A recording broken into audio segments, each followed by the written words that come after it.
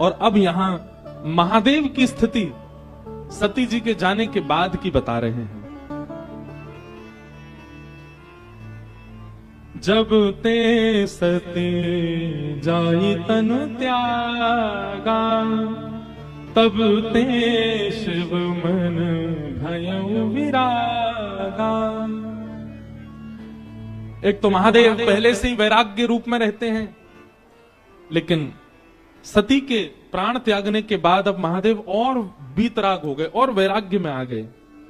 जपहि सदा रघुनायक नाम, जहां तहां सुनहि राम गुण ग्राम। राम जी का स्मरण करते हैं और जहां भी कथा होती है महादेव बिन बुलाए पहुंच जाते हैं और पूरी कथा श्रवण करते हैं, केवल राम राम राम चिंतन करते हैं। ऐसे बीतराग, ऐसे वैराग्य में महादेव जाते चले गए। ऐसे ही चलते चलते चलते बहुत समय निकल गया। बंधुओं, गोस्वामी जी महाराज आगे जो वर्णन कर रहे हैं उस भाव को पढ़कर के एक मन में भाव आता है। हम भजन की श्रेष्ठता किसमें मानते हैं? हम भजन की श्रेष्ठता मानते हैं कि हमारे भजन से हम जिसका भजन कर रहे हैं वो प्रकट हो जाए। हम इसी को भजन की श्रेष्ठता मानते हैं।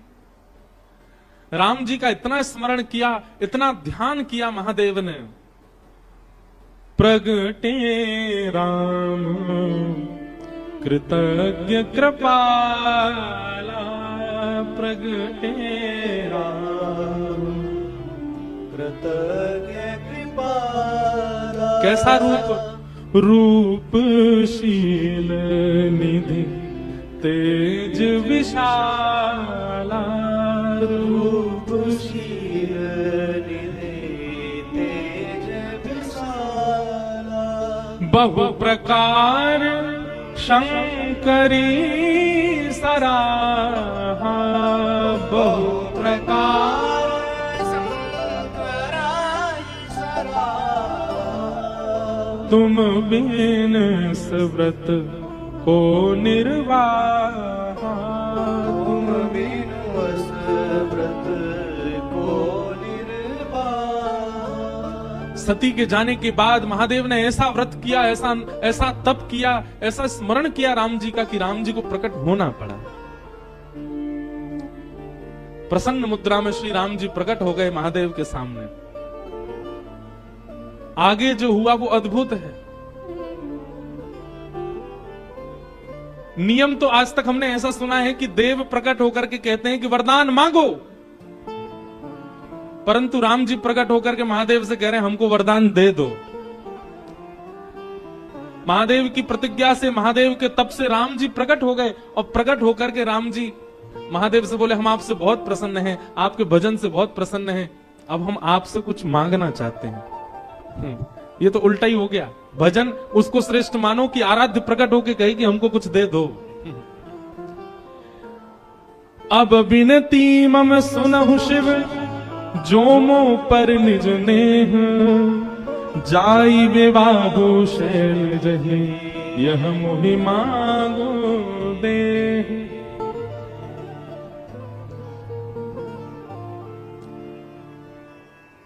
कितनी अच्छी बात। हमने ठाकुर जी की इतनी आराधना की, हमने गिरधर लाल की इतनी आराधना की कि श्री गिरधर लाल जी प्रकट है करके हमसे मांग रहे हैं। परब्रह्म देने के लिए संसार को आते हैं, पर जब प्रेम से कोई पुकारता है तो परब्रह्म देने नहीं आते, मांगने आते हैं। कुछ मांगो। राम जी मांग रहे हैं, हे शंकर जी आपने इतनी तपस्या की, मैं बहुत प्रसन्न हूं, अब मुझे कुछ दे दीजिए। शंकर जी हंसने लगे, बोले क्या आपको क्या दूं, आपके पास तो सब कुछ है। बोले बस हम कुछ मांगना चाह रहे हैं, वो हमको दे दीजिए। बोले क्या चाहिए? बोले जाई विवाहु शैलजा, हिमाचल की पुत्री, हिमालय की पुत्री पार्वती जी से आप जाकर के विवाह करो। बस यही वरदान हमको दे दीजिए कि हम इन नेत्रों से आपका विवाह देखना चाहते हैं, आप जाकर के विवाह कीजिए। शंकर जी जैसे ही राम जी के वचन सुने, वचन सुनकर के शंकर जी ने कोई दूसरा विचार मन में आया नहीं। मात पिता गुरु प्रभु की वाणी विनहि विचार करिए शुभ जानी। गोस्वामी जी कहते हैं माता पिता गुरु की आज्ञा का पालन करना एक बात है, पर माता पिता गुरु की आज्ञा को शुभ जान करके पालन करना ये विशेष बात है। पिताजी कह रहे हैं ऐसा करो, मां कह रही है ऐसा करो, गुरु कह रहे हैं ऐसा करो, अब उनने कहा है करना तो पड़ेगा। वो आपको भार नहीं लगना चाहिए कि माता पिता ने कहा मुझे करना पड़ेगा। यहां पर एक शब्द जोड़ दिया गया, शुभ जानी। मां यदि कह दे ऐसा करो तो उसमें अपना शुभ ही जानिए कि नहीं ऐसा करूंगा तो ही मेरा शुभ होगा। पिता ने ऐसा कहा, वो करने में आपका ये भाव होना चाहिए मेरा शुभ ही होगा, और उस क्रिया को कर दीजिए। कई बालक हमारे पास आते हैं, वो आके कहते हैं हमने पिता की आज्ञा मानी और आज पिता की आज्ञा मानने का ये परिणाम कि हम पीछे रह गए, हम ये नहीं कर पाए, हम वो नहीं कर पाए। शास्त्र कहते हैं कि माता पिता की आज्ञा मानो, हमने तो मानी थी पर हम तो पीछे रह गए, हम तो कुछ कर ही नहीं पाए। इसीलिए गोस्वामी जी ने एक शब्द जोड़ दिया, मात पिता गुरु प्रभु की वाणी मानिए, पर कैसे? बिना ही विचार, उस पर विचार नहीं होना चाहिए।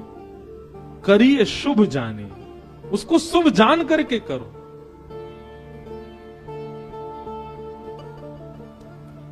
एक नगर के एक सेठ जी, बहुत धनवान संपन्न, सबसे बड़े सेठ थे एक नगर के। एक दिन अपने पुत्र को डांट रहे थे, बोले इतना बड़ा होता जा रहा है, तेरे को धन कमाना नहीं आता, धंधा करना नहीं आता, व्यापार करना नहीं आता। अरे बुद्धिमान व्यक्ति होता है, शुद्धि व्यक्ति होता है तो मरे हुए चूहे से भी धन कमा लेगा, और तेरे लिए सब कुछ बना के खड़ा कर दिया, अब भी तू इसका व्यापक नहीं कर पा रहा, इसको और विस्तृत नहीं कर पा रहा।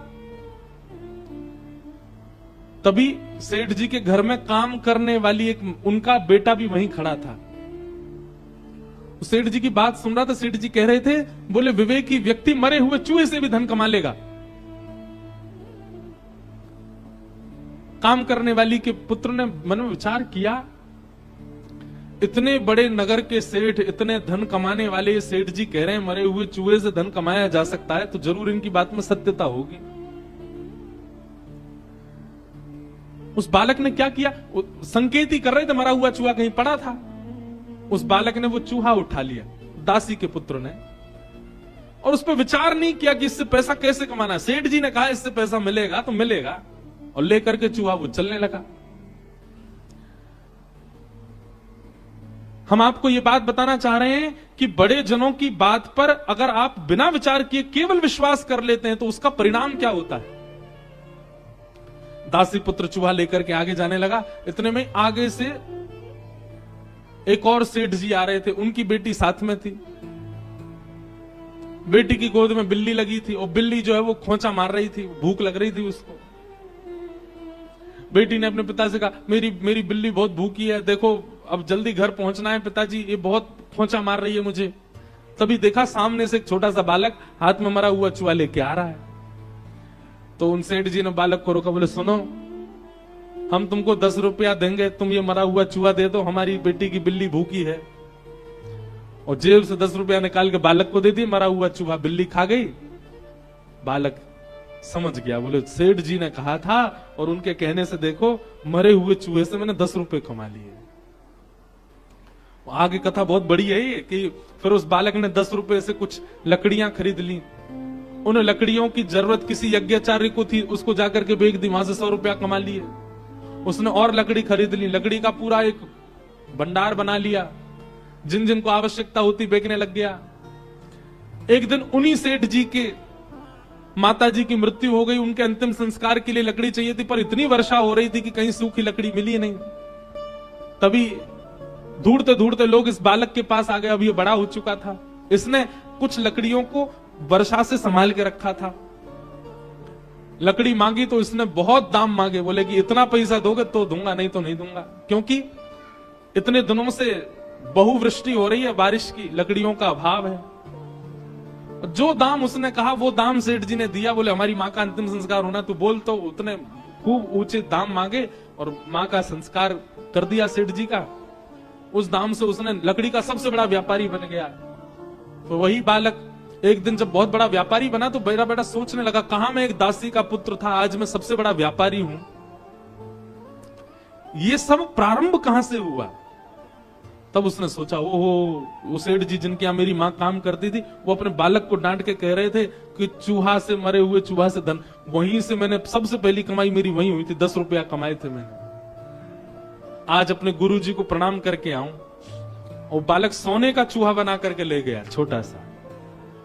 और सेठ जी के पास गया, उनके चरणों में रख करके बोला, जय हो मेरे गुरुदेव, आपके एक वचन का मैंने बिना विचार किए पालन किया, विश्वास करके पालन किया, आज मैं पूरे विश्व का नगर का राजा बन गया हूं आपकी कृपा से।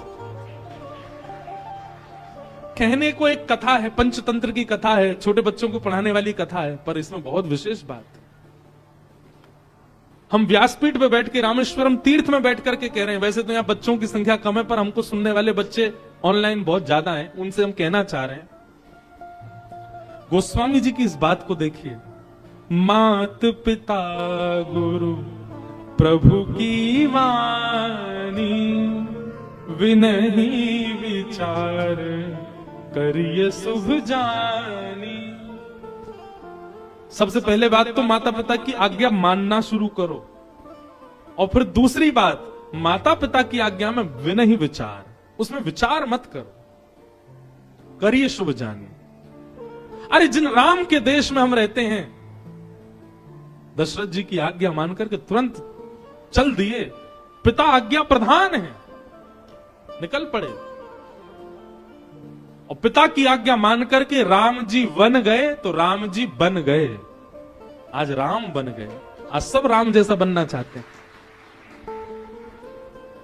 इसलिए कई बार आपको लगेगा कि माता पिता की बातें आपके लिए अनुचित हैं, वो उचित नहीं है। महादेव परम उदासी हो चुके हैं, अब परम बीतराग हो चुके हैं। विवाह का दूर दूर तक भी संकेत महादेव के चित्त में नहीं था सती के जाने के बाद।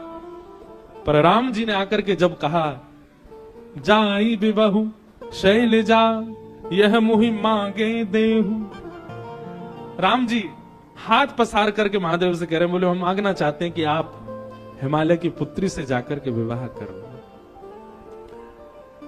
सुनते ही महादेव खड़े हो गए, बोले आपकी जो आज्ञा, आप जो कहेंगे करेंगे, उसमें कोई किंतु परंतु वाली बात नहीं, हम करेंगे विवाह।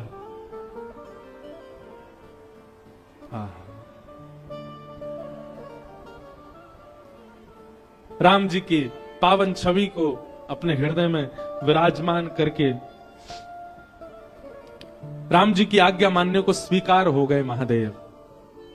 सप्त ऋषियों को बुलाया और सप्त ऋषियों को बुला करके कहा कि राम जी ने एक कन्या ढूंढी है हमारे लिए, हिमालय की पुत्री है, आप जाकर के उसकी प्रेम की परीक्षा लेकर के आओ, कैसी है। सप्त ऋषियों को भेजा। आहा, सप्त ऋषि हिमालय की उस कंदरा में गए जहां पार्वती बैठ करके तपस्या कर रही थी। ऋषि ने गौरी देखी तह कैसी, मूरति मंत तपस्या जैसी। सप्त ऋषि लेने के लिए गए थे परीक्षा, पर दूर कंदरा में बैठी हुई जैसे ही गौरी को देखा, पार्वती जी को देखा, तो सप्तऋषि बोले उनको कन्या नहीं दिखाई दी, उनको शैलजा नहीं दिखाई दी, उनको पार्वती नहीं दिखाई दी, तो बोले साक्षात तपस्या ही मानो बैठी हो, ऐसी लग रही है पार्वती जी। जिन महादेव, अच्छा एक बात बोले, महादेव को आज भी प्राप्त करना तपस्या से कम नहीं है। आज भी इतने सहजता से महादेव मिलते नहीं है। थोड़ी थोड़ी तपस्या तो सबको करनी पड़ती है, चाहे थोड़ी सही करनी तो पड़ती है। हमको रामेश्वरम आना पड़ा तो आने में ही तपस्या हो गई। जो लोग ट्रेन से आए हैं उन्होंने तो घनघोर तपस्या करी है, पर जो फ्लाइट से आए हैं उनकी भी तपस्या कम नहीं है।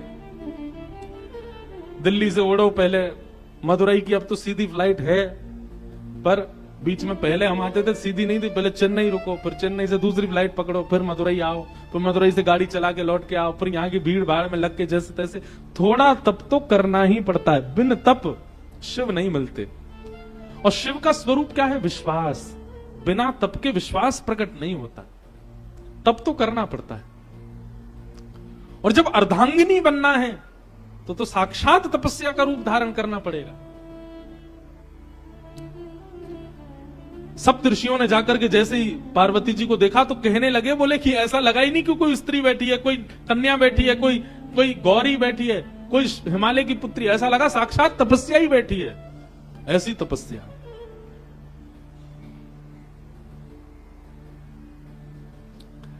सप्तऋषियों ने पहले तो देख करके आनंदित हो गए, लेकिन कहा कि महादेव की आज्ञा है, जाकर के इनकी परीक्षा लें। सप्तऋषियों ने जाकर के परीक्षा ली। बोले बताओ ए कन्या, तुम यहां बैठ करके क्यों तपस्या कर रही हो? तुम्हारी तपस्या का कारण क्या है? पार्वती जी कह रही हैं,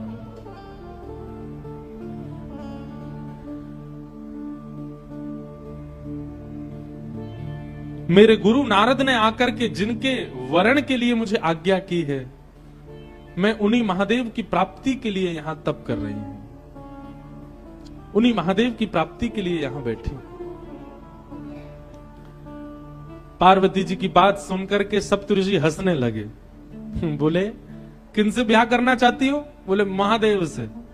बोले वो महादेव जिनका रहने का ठिकाना नहीं, खाने का ठिकाना नहीं, पीने का सोने का ठिकाना नहीं, भभूति रमा करके जो रहते हैं, भूत प्रेतों के बीच जो रहते हैं, अरे जिनके ऊपर छत भी नहीं है, आकाश ही जिनकी छत है, ऐसे महादेव जिनके खुद के पहनने के वस्त्र दूसरे नहीं होते, उनसे तुम ब्याह करना चाहती हो? भूखी रह जाओगी, भोजन तक नहीं मिलेगा तुमको। कैलाश में रहते हैं, इतनी शीतल हवा चलती है वहां, ओढ़ने के लिए कंबल तक नहीं मिलेगा, भोजन करने के लिए अन्न तक नहीं मिलेगा। महादेव की जितनी अप्रशंसा हो सकती थी, ऋषियों ने महादेव की आज्ञा से की पार्वती जी के सामने। उनसे ब्याह करने का क्यों मन बनाती है? हमने तुम्हारे लिए उचित वर देखा, तुमने तपस्या तो की, तुम्हारा तप व्यर्थ नहीं जाएगा। हमने तुम्हारे लिए एक उचित वर देखा है, उससे तुम्हारा ब्याह करा देंगे। सप्तऋषि बोले हमने तुम्हारे लिए देखा श्रीपति नारायण, शंख चक्र गदा पद्म नारायण, वैकुंठ निवासी, दूषण रहित सकल गुण राशि, श्रीपति पुर वैकुंठ निवासी। हे पार्वती, तुम्हारे लिए हमने सुयोग वर देखा, जैसा तुम्हारा रूप स्वरूप है, तुम जिनके बगल में खड़ी होकर के बिल्कुल सुसज्जित लगोगी, वो तो श्रीपति नारायण हैं, उनसे तुम्हारा ब्याह करा दे। श्रीपति नाम सुनते ही पार्वती जी हंसने लगी। वाह, हे ऋषियों, आप सबको मैं प्रणाम करती हूं। आपने अभी अभी कहा श्रीपति, श्री यानी कि लक्ष्मी, और उनके जो पति हैं, मतलब जो पहले से ही विवाहित हैं, आप उनसे हमारा विवाह करवाना चाहते हो? आप हमको आकर के मार्ग दिखा रहे हो कि कलेश करवाना चाह रहे हो? मतलब हम विवाह करके वहां वैकुंठ में जाएं और फिर श्री यानी कि लक्ष्मी और हमारे बीच में विवाद ही बना रहे? क्षमा करें, इस तप के बल हमको वो सब नहीं चाहिए। नारद वचन न मैं परिहरऊ, बसऊ भवन उर्जरो नहीं डरहु, गुरु के वचन प्रतीत न जये, सपने हूं सुगम न सुख निधते। पार्वती जी कह रही हैं, मुझे अपने गुरु पर बहुत भरोसा है। मेरे गुरु ने मेरे लिए जो चुना है, वो चाहे अब जैसा हो, मैं उसी के साथ रहूंगा। जो गुरु आज्ञा पर भरोसा नहीं करता, गुरु आज्ञा का पालन नहीं करता, उसको सपने में भी कभी उसका सफल नहीं हो सकता, उसका कभी मनोरथ सिद्ध नहीं हो सकता। मुझे अपने गुरु पर बहुत भरोसा है। भरोसो दृढ़ इन चरणन के। बंधुओं, ये बातें ना आप लोग कथा में तो खूब भाव से सुनते हो, पर पालन नहीं करते, ये बात हम जानते हैं। हम लोग सारे नियमों का पालन कर लेते हैं, लेकिन विश्वास नहीं रखते ठाकुर के प्रति, गुरु के प्रति। जिन उमा पार्वती को आप देख रहे हैं, ये पार्वती जी को जाकर के आप कुछ मांगे चाहे ना मांगे, आज मेरे कहे से जाइएगा, महादेव का केवल दर्शन कीजिएगा, मांगने के लिए पार्वती जी के सामने जाइएगा और झोली फैला करके कहिएगा, माता पिता गुरु और शास्त्रों के प्रति हमारा अखंड विश्वास प्रकट हो। हे पार्वती जी, ये वरदान हमें प्रदान करो, क्योंकि विश्वास की साक्षात प्रदाता आप हैं। आजकल की माता जी होती तो अब तक सप्तऋषियों की बात सुनकर के श्रीपति से ब्याह कर लिया होता, आजकल की माता जी तो ये सोचती है ठीक है श्री को हम देख लेंगे, हम ही अधिपत्य संभालेंगे वैकुंठ में, ऐसे के संग थोड़ी रहेंगी जिसकी इतनी निंदा कर रहे हैं सब लोग। अरे कहां तक कहें, पार्वती जी ने पहले तो गुरु विश्वास को अटल दिखाया कि मेरे गुरु के प्रति भरोसा है, वो जैसे भी चुन के लाएंगे मैं उनसे ब्याह करने को तैयार हूं। आहा, और यह पंक्ति तो इतनी अद्भुत है पार्वती जी की। जन्म कोटि लगी रगर हमारी, जन्म कोटि लगी रगर हमारी, वरऊ शंभु नत रहूं कुवारी, वरऊ शंभु नत रहूं कुवारी, जन्म कोटि लगे रगर हमारी, जन्म कोटि लगे रगर हमारी। पार्वती जी कह रही हैं कि अब मैंने ये हट कर लिया है और इस जन्म नहीं कोटि जन्मों तक मेरा यही हट रहेगा। क्या?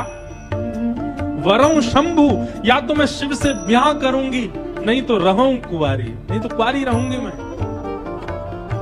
और केवल इतना ही नहीं, तजऊ न नारद करा उपदेशु,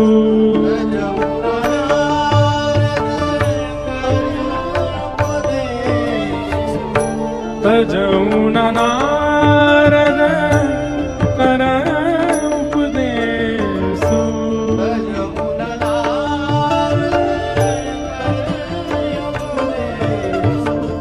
आप कहीं सत बार महेशु, आप कहीं सत बार महेशु, जन्म कोटि रगर हमारी, जन्म कोटि रगर।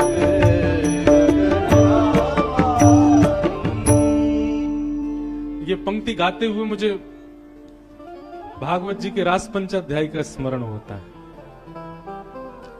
रास पंचाध्याय के प्रणय गीत में गोपियां भी यही कहती हैं ठाकुर जी से, क्या? अब भले ही आप हमें स्वीकार ना करो पर हम तो अब जन्म जन्म आपकी ही रहेंगे। पार्वती जी कह रही हैं कि अब ये मेरा हट है कि या तो मैं शिव से ब्याह करूंगी नहीं तो कुंवारी रहूंगी। नारद जी की बात को मैं काट नहीं सकती, वे कह करके गए हैं तो मैं उनकी बात का मान रखूंगी और शिव से ब्याह करूंगी। और यद्यपि अभी सप्तऋषि आए हैं, इसके बाद यदि स्वयं महादेव भी आकर के मेरे सामने कह दें कि मैं तुम्हारा वर्ण नहीं कर सकता, मैं उनकी बात भी नहीं मानूंगी। वो भले ही मुझे स्वीकार ना करें पर मैं मन से केवल उन्हीं की रहूंगी।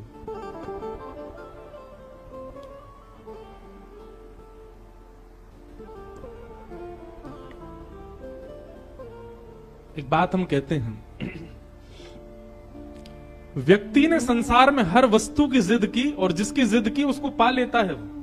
आपने देखा कभी? आप जिद पे अड़ जाओ और जिस वस्तु की जिद आप करोगे वो आपको, भले ही आपके परिवार के लोग, आपके मित्र लोग लाके दे ही देते हैं, आपकी इतनी जिद है। पर कभी किसी व्यक्ति को ठाकुर जी के लिए जिद करते हुए देखा? नहीं। लेकिन एक सूत्र बता रहे हैं, जिसने भी जिद की उसने पा लिया ठाकुर जी को। मीराबाई ने जिद की, एक दिन बारात जा रही थी और छोटी सी मीराबाई अपनी मां से जाकर के कहती, मां ये क्या हो रहा है, नीचे इतने ढोल नगाड़े बज रहे हैं, सब नाच रहे हैं, जी क्या हो रहा है?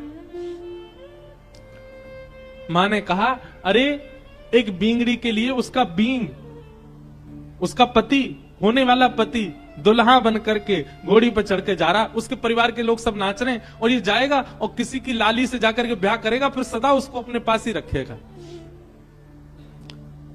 देखते देखते मीराबाई के मन में आया, मैया मेरा बींद कब आएगा? छोटी सी मीरा, मेरे पति कब आएंगे? और मेरे पति कौन है? मेरा बींद कैसी बारात लेके आएगा? उसकी बारात में कैसे लोग नाचने वाले होंगे?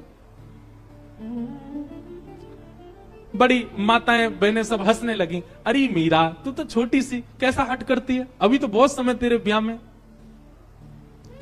मां जाकर के रसोई घर में काम करने लगी। अब मीरा जाकर के द्वार पर खड़े होकर बोले, मां बताओ ना मेरे बींद कौन है, वो कब आएंगे।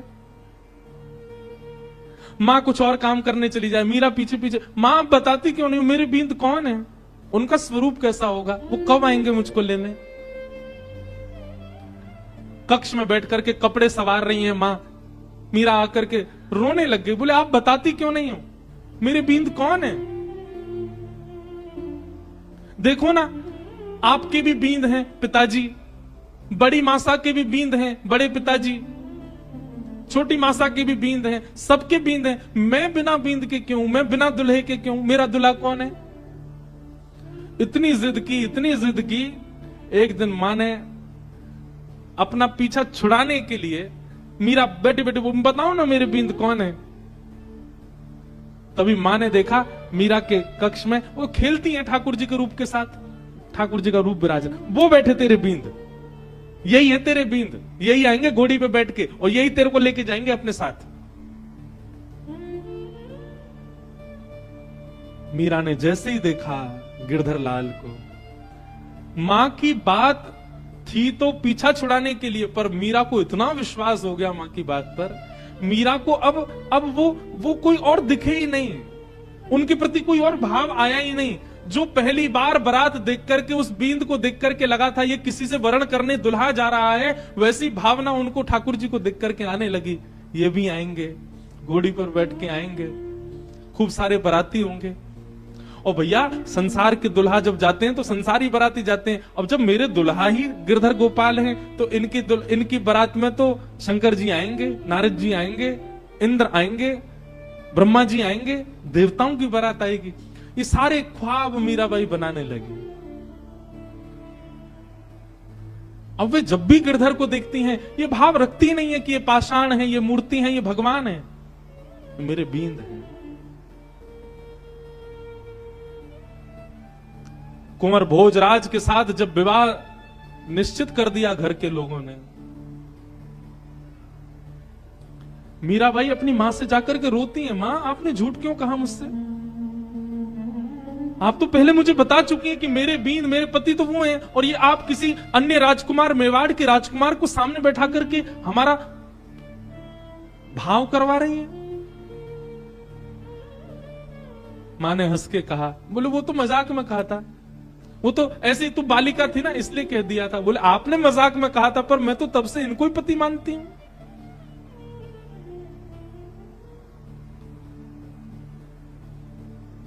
मीराबाई ने भोजराज से इस बात को स्पष्ट कर दिया विवाह से पहले ही, क्षमा करिएगा पर परिवार के लोग कह तो रहे कि मैं आपसे विवाह करूं, पर मेरा विवाह हो चुका है गिरधर गोपाल के साथ, और हट पूर्वक राजवंश की कन्या हूं। मेरा विवाह यदि आपसे करा भी दिया गया तो एक पत्नी जो क्रिया पति के लिए करती है, भोजन बनाना, उसका ध्यान रखना, उसके साथ रहना, उसके वंश का वर्धन करना, ये सब मैं नहीं कर पाऊंगी।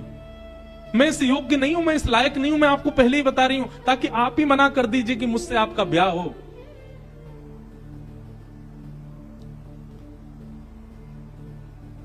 कुंवर भोजराज नेत्र सजल हो गए उनके, और वो बोले किसने कहा कि मैं आपको पत्नी वर्ण करके लेके जाने वाला हूं।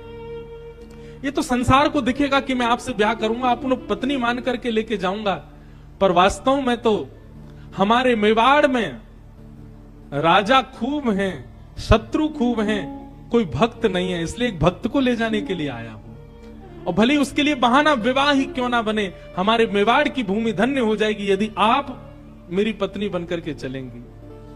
एक भक्त का पदार्पण मेवाड़ में हो जाएगा तो मुझे निश्चित है भक्त आएंगे तो ठाकुर को आना पड़ेगा। मैं इसलिए आपसे विवाह कर रहा हूं। मेरे विवाह के पीछे और कोई कारण, मीरा चरित्र बहुत अद्भुत है बंधु, अब मैं उसमें चला गया तो फिर मैं मीरा जी के बारे में बोलता रहूंगा। और वो हुआ, मीराबाई मेवाड़ की भूमि पर गई, इसीलिए हमारे श्री गोवर्धन नाथ, हमारे श्रीनाथ जी ब्रज छोड़ करके मेवाड़ चले गए, नाथ द्वार में विराज गए। नाथ द्वारा में इस बार गिरधर लाल जी का उत्सव है वहां पर। किसके लिए गए? क्योंकि मीराबाई घूमी है मेवाड़ में, वो चरण पधरा के आ चुकी हैं मेवाड़ में, इसलिए गए ठाकुर जी। अजब कुमारी के लिए गए मेवाड़। मीराबाई का जब ब्याह होना था ना, अगले दिन ब्याह होना है, रात्रि में ही मीराबाई ठाकुर जी को हृदय से लगा के सो रही हैं, रो रही हैं। मैं आत्मा से तो आपकी हो चुकी हूं, पर मेरे तन का विवाह माता पिता कहीं और कर रहे हैं। लेकिन बस एक बार आपसे प्रार्थना करके ये जानना चाहती हूं, आप मेरे तन को भी स्वीकार कर लीजिए ना, कोई और स्वीकार कर, उससे पहले एक बार आप कर लीजिए ना।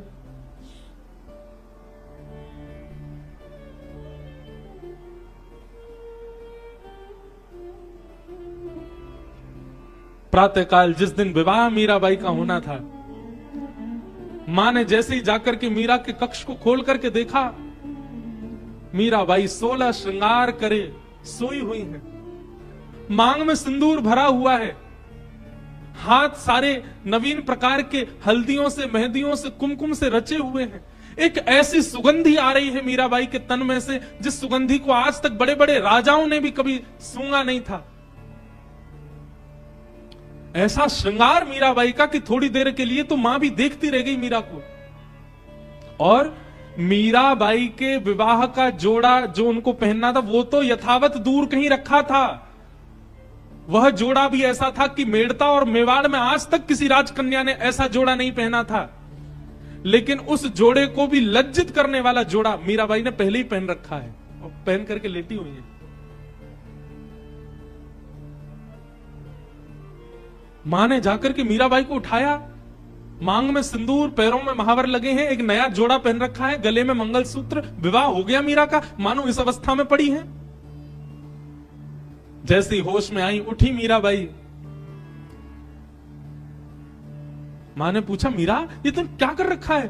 तेरे मांग में सिंदूर कहां से आ गया? अपने वस्त्र से मिटाने लगी। मीराबाई ने हाथ पकड़े, नहीं मां ये मत करो। पैर के महावर छुटाने लगी, हाथ की हल्दियां मिटाने लगी। मीराबाई अपने आप को समेट के किनारे ले गई, मां ये सब मत करो। मैंने कहा था ना, गिरधर गोपाल मेरे पति हैं और मेरा उनसे ब्याह हो गया, कल मेरा ब्याह हो गया। मीराबाई की मां कहती हैं, फालतू बातें मत कर, तेरा ब्याह हो गया। अरे ब्याह हुआ, किसी ने देखा? केवल अपनी मन की बातें बोलती रहती है। किसी ने देखा तेरा ब्याह? मीराबाई कहती है, संसार के ब्याह को तो 10 लोग, 50 लोग, 100, 200, 1000 लोग देखते होंगे, मेरे ब्याह को तो 56 करोड़ देवताओं ने देखा। 56 कोटा जना पधार्या। मेरे पतिदेव की बारात में 56 करोड़ बाराती आए थे। 56 कोटा जना पधार्या, दुल्हो श्री ब्रजनाथ। दुल्हा बनकर के मेरे ठाकुर जी आए थे,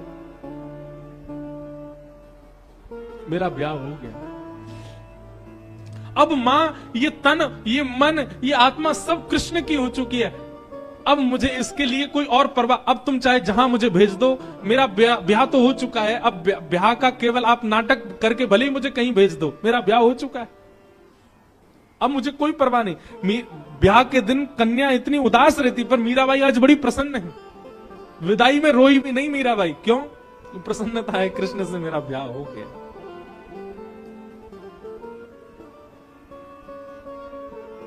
कहने का अभिप्राय क्या? संसार ने, संसार के लोगों ने संसार की जिद की, और जिसकी जिद की वो मिल जाता है उनको। हट करने पर जिस वस्तु के प्रति हट किया गया वो प्राप्त हो जाता है। पर हमने कभी ठाकुर जी के लिए हट किया ही नहीं, हमने ठाकुर जी के लिए जिद की नहीं। कल की एक घटना बताएं। कल यहां हम कथा करके जा रहे थे, तो एक साउथ इंडियन फैमिली आई थी यहां। उनको हिंदी भी नहीं आती, पर थोड़ी थोड़ी समझ आती है, तो कथा सुनते हैं। श्रीरंगम से आए थे, तो वो बोले कि हम गोदाम्बा जी की माला लाए लाल जी के लिए, आप कृपा करके हमें बुला लो। मैंने कहा आप आ जाओ। हम स्वाध्याय में और भ्रमण में इतने व्यस्त हैं कि हम किसी से मिल नहीं पा रहे हैं। तो हमने उनको बुलाया। उन्होंने आकर के एक ऐसी बात बताई, बोले महाराज जी, हमको जब पता चला कि आप रामेश्वरम आ रहे हैं, तो हमने विचार किया कि हम जाएंगे मिलने। पर हमारे पतिदेव का इतना कठिन काम आ गया कि निकलना असंभव था, असंभव, नहीं निकल सकते। बोले जब असंभव हो गया निकलना, तो मैंने मनी मन लाल जी से कहा कि हे लाल जी, हमें लगता है आपको हमसे मिलना नहीं है, इसलिए आप हमको बुला नहीं रहे हैं। जैसे हमारे यहाँ राधा रानी है, वैसे दक्षिण में रामानुज संप्रदाय में श्री गोदाम्बा जी हैं। गोदाम्बा जी को श्री जी का ही स्वरूप माना जाता है। उनका और ठाकुर जी का यहाँ नित्य विहार की कई चर्चाएं होती हैं। अभी समय भी नहीं है, नहीं तो मैं सुनाता कई भाव। तो बोले हमने वहीं बैठे बैठे आपके लाल जी को एक प्रलोभन दिया। मैंने क्या दिया? बोले हमने कहा हे लाल जी, यदि आपने हमको बुला लिया तो हम अंडाल यानी कि श्री रंगनाथ भगवान के समीप विराजने वाली गोदाम्बा जी की गले की पहनी हुई माला आपके लिए लेकर के आएंगे। मतलब किशोरी जी की गले की माला लेके आएंगे आपको पहनाने के लिए, आप कैसे भी हमको बुला लो। बोले महाराज जी, हम रात में आपके लाल जी का चिंतन करके ये कह के सोए हैं कि हे लाल जी, अगर आपने हमें बुला लिया तो हम गोदाम्बा जी की गले की माला आपके लिए लेके आएंगे। बोले सुबह जब हम उठे, नित्य क्रम में लगे थे, तो हमारे पतिदेव का फोन बजा और जिस कार्य के लिए हम रुक रहे थे वो कार्य जनवरी के लिए स्थगित हो गया, आगे बढ़ गया। और बोले पतिदेव हमारे इतने बोले देखो लाल जी ने तुम्हारी सुन ली, हमारा कार्य 1 महीना टल गया, अब हम जा सकते हैं रामेश्वरम। बोले हम तुरंत मंदिर गए, गोदाम्बा जी की माला लिए और माला लेकर के आए। हमने कहा पहना दो लाल जी को, और फिर गिरधर लाल जी ने वो माला स्वीकार की। ऐसे ठाकुर जी, कोई हट करे तो सही, कोई जिद करे तो सही ठाकुर जी से, ठाकुर जी करेंगे उसके लिए क्रिया। पार्वती जी क्या कह रही हैं? जन्म कोटि लगी रगर हमारी, क्या वरऊ शंभु न तरहूं कुआरी। ये हमारी जिद है, या तो हम महादेव से ब्याह करेंगे, नहीं तो कुआरी रहेंगी। और स्वयं महादेव भी आकर के अगर मुझसे कह दें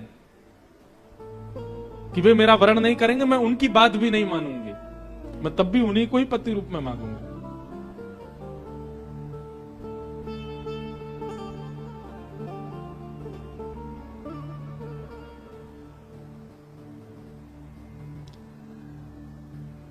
सप्त ऋषियों के पैरों में पड़ गई पार्वती जी, और पैरों में पड़ करके बोली अब हम आपसे प्रार्थना कर रही हैं कि आप सब हमको जिद करके हमारे तप को रुकवाइए मत, आप सब लोग अब प्रस्थान करो। उसी काल में बंधुओं एक तारकासुर नाम का एक दैत्य था, जिसने देवताओं की नाक में दम कर रखा था, देवताओं का वध करने के लिए तत्पर हो रहा था। सबने जाकर के पूछा कि ये तारकासुर मरेगा कैसे? तब किसी ने बताया, बोले कि भैया इसको मारने का एक ही उपाय। बोले क्या? शंकर जी का यदि पुत्र जन्म ले और वो इसको मारे, उसी के हाथों ही मरेगा। देवता सब सोचने लगे ये कैसे होगा, शंकर जी तो परम वीतराग होकर के बैठे, उनका ब्याह कैसे होगा? वो तो ब्याह करना दूर दूर तक उनका कोई संभावना नहीं। तब ब्रह्मा जी ने कहा देवता आप सब लोग अब प्रयोजन करो, कैसे भी करके शंकर जी का मन बनवाओ, उनका मन बनेगा तो ही तारकासुर का वध हो सकता है।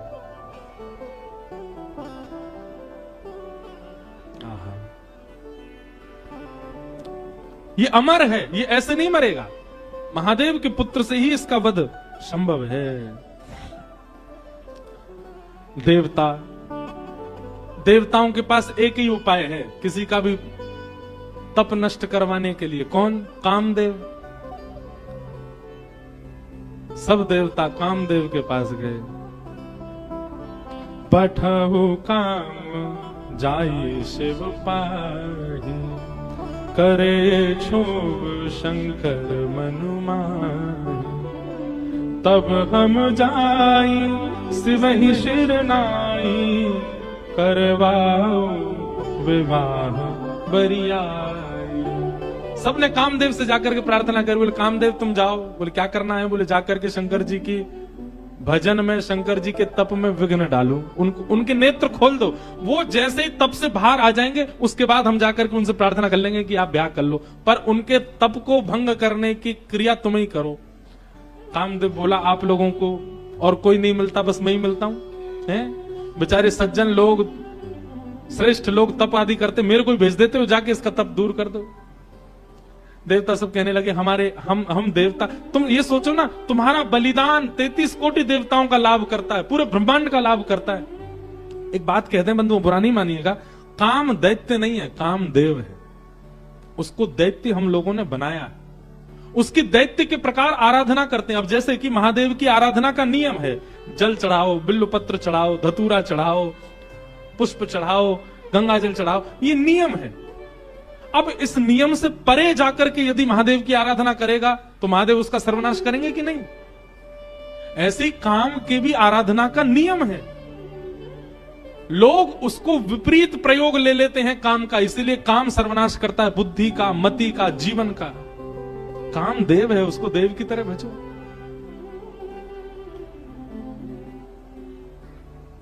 सब देवताओं ने जाकर के कहा, हे कामदेव तुम जाओ और जाकर के महादेव के तप को भंग करो। कामदेव बोले आप लोगों का कार्य सिद्ध होगा तो मैं चला जाता हूं।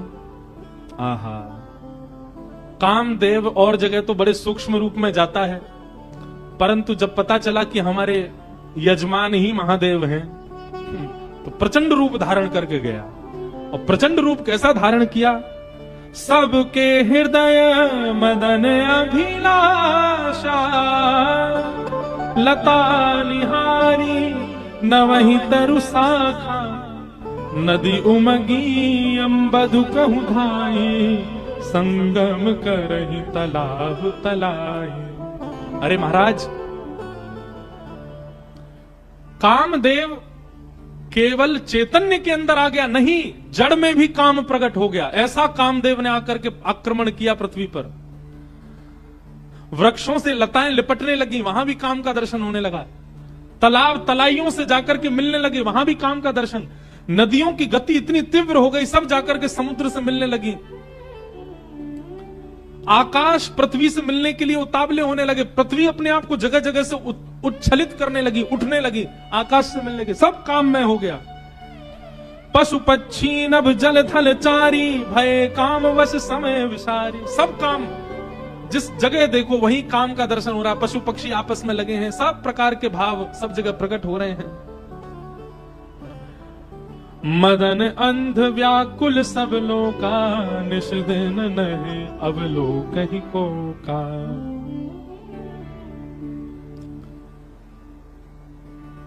पुरुषों को अपने अलावा पूरी सृष्टि स्त्री में लगने लग गई, और स्त्रियों को अपने अलावा पूरा विश्व पुरुष में लगने लगा।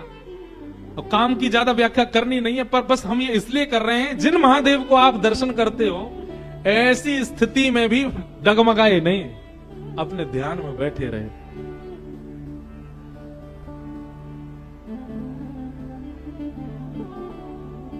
आहा, और सबसे सुंदर चौपाई क्या, सबको अस्त व्यस्त कर दिया कामदेव ने। भय कामवश जोगिस तापस, पवरन की को कहें, देख ही चराचर नारी में, जे ब्रह्म में देखत रहे। जो सब में ब्रह्म देखते थे, सब में नारी दिखने लगी उनको। अबला विलो कहीं पुरुष में, नारियों को सब में पुरुष दिखने लगा। जग पुरुष सब अबला में, दुई दंड भरी ब्रह्मांड भीतर, काम कृत कौतुक अयम। धरी न काहू धीर सब, के मन मनसी मनसिज हरे। ये बहुत अच्छी बात है। गोस्वामी जी महाराज लिख रहे हैं क्या, बोले कामदेव ने ऐसा आक्रमण किया, धरी ना काहू धीर, कोई अपने ऊपर काबू नहीं कर पा रहा है। सबके मन मनसिज हरे, सबके मन को कामदेव ने हरण कर लिया। लेकिन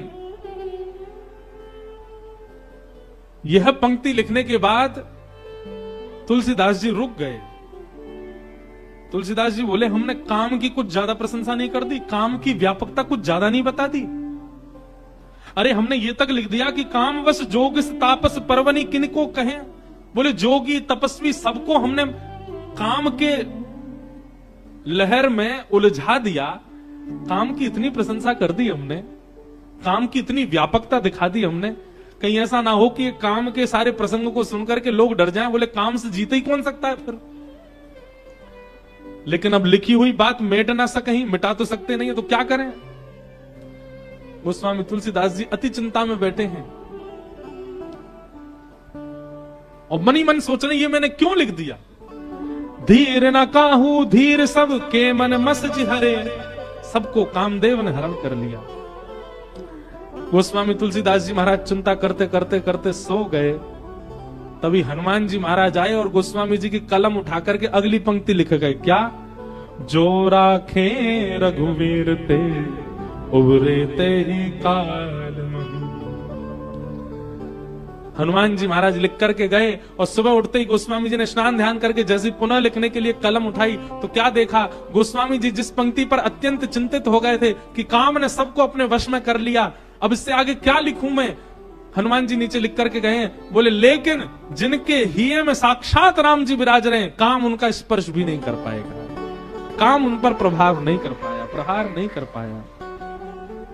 अरे जिनके चित्त में राम निवास करते हैं वो तो काल के मुख से निकल के आ जाते हैं।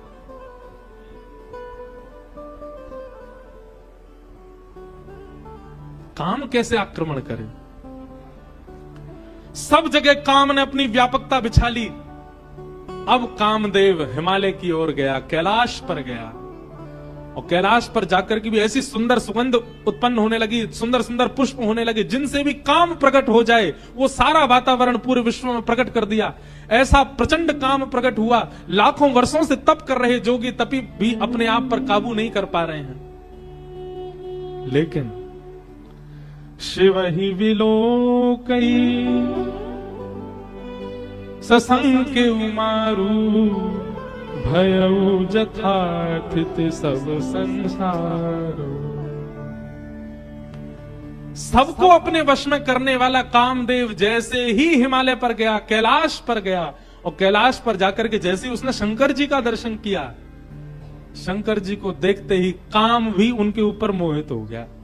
ऐसा सुंदर रूप, ऐसा सुंदर वदन, ऐसी सुंदर जटा, ऐसी शीलता, ऐसी सौम्यता, मानो कामदेव भी सामने बैठ गया और शंकर जी का दर्शन करने लगा। उनके रूप को देख करके कामदेव भी मोहित होने लग गया।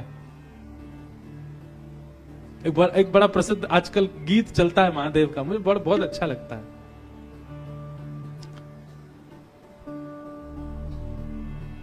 तेरे कैलाशों का अंत न पाया, तेरे कैलाशों का अंत न पाया, अंत बेअंत तेरी माया।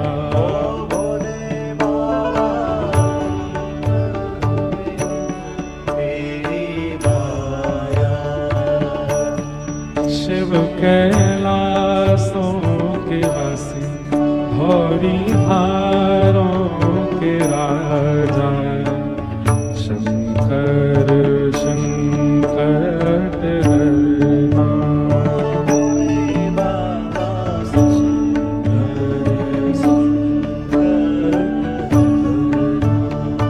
ओ शिव कैलाशों के वासी, भौरी हारों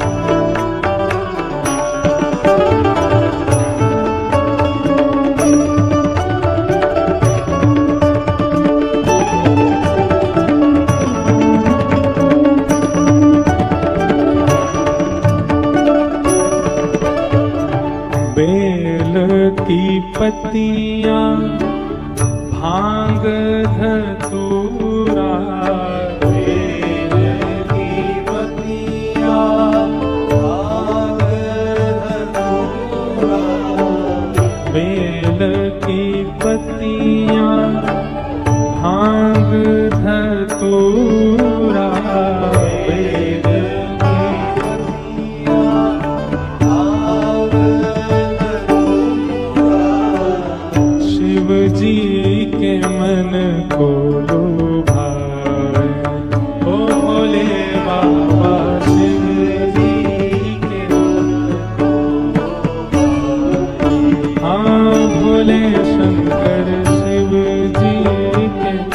मन को भाए। शंकर जी के मन को भाए।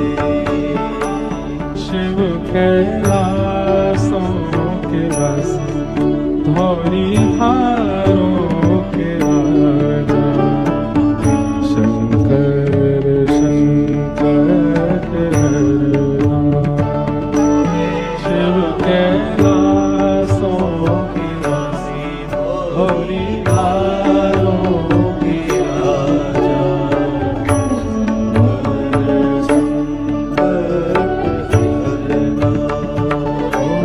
शिव कैलासों के वासी धौरी हारों के राजा शंकर संकट हरना। शिव कैलासों के वासी धौरी हारों के राजा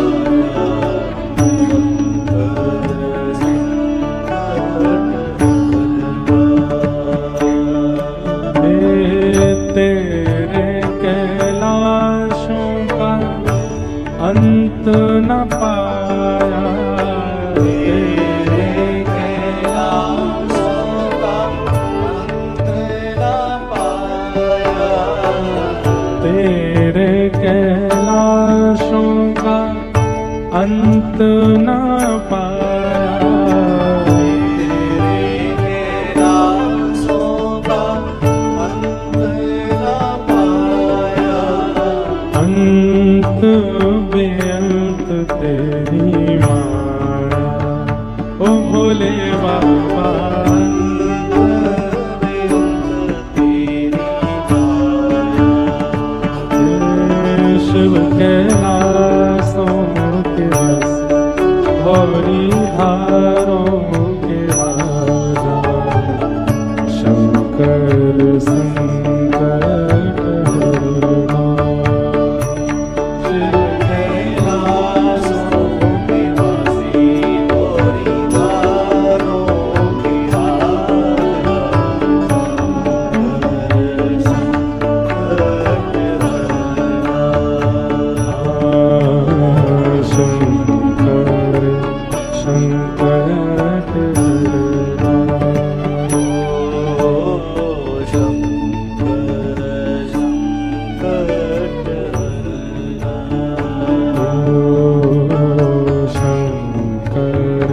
संकट हरना। शंकर संकट हरना।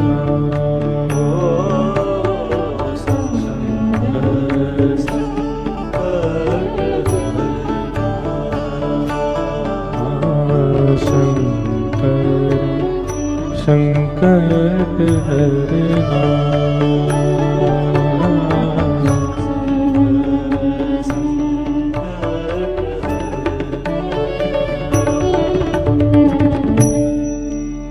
उभय धरी अस कौतुक भयं जो लग काम शंभु पै गयं।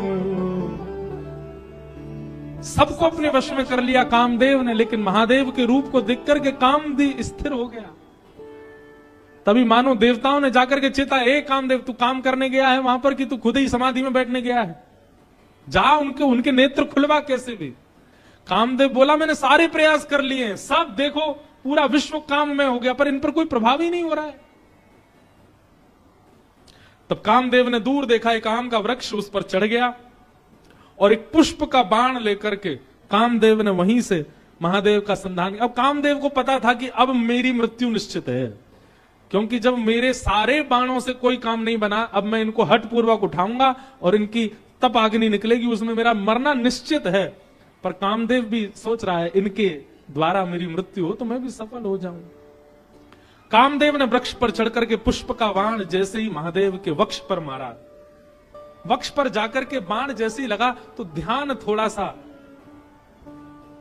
भंग हुआ, भ्रगुटी थोड़ी सी जुड़ गई। अनेक वर्षों से समाधि में बैठे हुए महादेव के नेत्र खुले, लाल ताम्र वर्ण के नेत्र हैं। राम स्मरण में बैठे थे, राम जी का ध्यान कर रहे, महादेव के नेत्र खुले। अगल बगल देखा, किसने किया ये? तभी वृक्ष के ऊपर बैठे कामदेव को जैसे ही देखा, रुद्र ही देखी मदन भय माना, दुराधर्ष दुर्गम भगवाना। और सुमन चाप निज सर संधाने, अतिरीश तकी श्रवण लगताने। तब शिवती सर नयन उघारा, चितवत काम भयउ जरि छारा।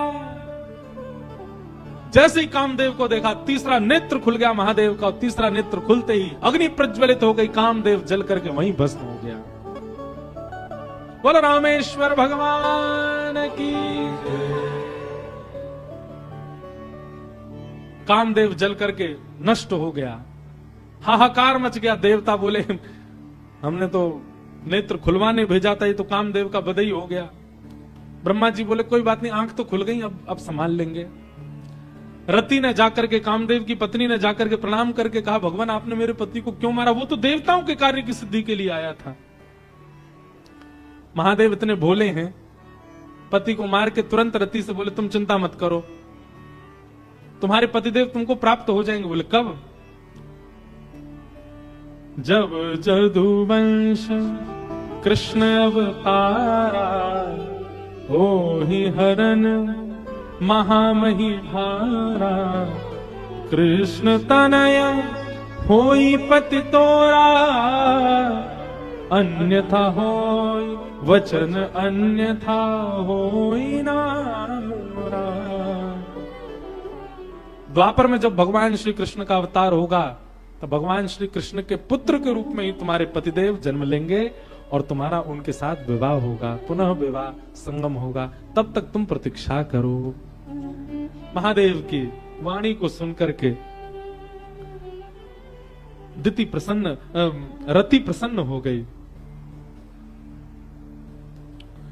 सब देवताओं ने जाकर के महादेव से प्रार्थना करी। बोले महाराज, पार्वती ने बहुत तपस्या की आपकी प्राप्ति के लिए, अब कृपा करके हमारे नेत्रों को आप आनंद प्रदान कर दो। इन नेत्रों के सामने विवाह आपका देखने का हमारा बहुत मन है। ब्रह्मा आदि देवताओं के विवाह के प्रस्ताव को सुनकर के महाराज महादेव जी ने सर हिलाया। बोले ठीक है, क्योंकि मूलतः तो राम जी पहले वरदान मांग के चले गए ना, उनके बात को हमको पूरी करना है।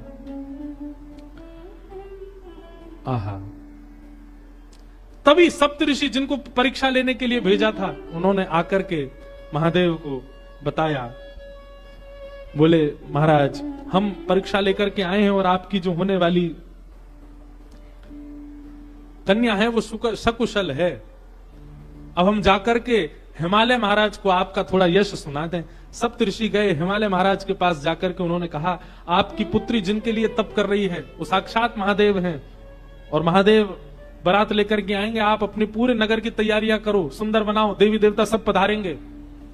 महाराज, पार्वती जी का तप पूर्ण हुआ। हिमालय ने अपनी समस्त कंदराओं को सजाना प्रारंभ किया। हमारे ब्रज के एक महाराज जी कह रहे थे, आज भी हिमालय का दर्शन करके लोग उसके प्रति आकर्षित हो जाते हैं, इतना सुंदर हिमालय लगता है। वे कहते हैं, बोले हिमालय को सजाया हिमालय ने तभी था जब भगवान शिव की बारात गई वहां। ये आजकल जिस हिमालय का दर्शन हम करते हैं, ये तो उतराई है, मतलब घर सजाने के बाद जब थोड़ा थोड़ा सजावट जो है वो धीमी पड़ जाती है, फीकी पड़ जाती है, तब का हिमालय हमको दिख रहा है। जब महादेव बारात लेकर के गए थे तब का हिमालय तो हम देख ही नहीं पाते, इतना सुंदर। आज भी हिमालय जो इतना सुंदर लगता है, उसकी आकृतियां, उस पर जमी हुई बर्फ, उसके वृक्ष वल्लरी, ये सब उसी काल में हिमालय ने सजाए थे। क्यों? महादेव की बारात आ रही है। सोचो कैसा सजा है पूरा हिमालय। आहा, पत्रि सप्तऋषि सोही दीन्ही, गहि पद विनय हिमाचल कीनी। सप्तऋषियों ने जाकर के हिमालय को कहा कि आप तैयारी शुरू करो, महादेव बारात लेकर के आएंगे। सभी देवताओं को निमंत्रित कर दिया। ब्रह्मा जी ने बोले सब लोग चलो, महादेव बारात लेकर के जाएंगे। महादेव की बारात जानी है। बारात के पद हमारे अनुज जी जेब में रख के बैठे हैं, पता नहीं देंगे कि नहीं।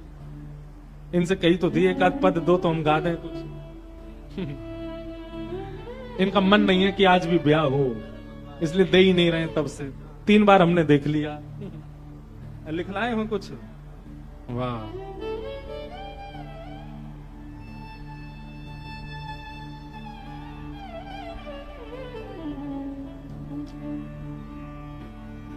ये चित्रकूट के ही है ना, तो इनसे हमको बड़ी सहायता मिलती राम कथा में। चित्रकूट के हैं, इनको सब पता है कि कौन सी बधाई कहाँ गानी है राम जी के विवाह में, शंकर जी के विवाह में। तो वैसे ही 2 दिन विलंब से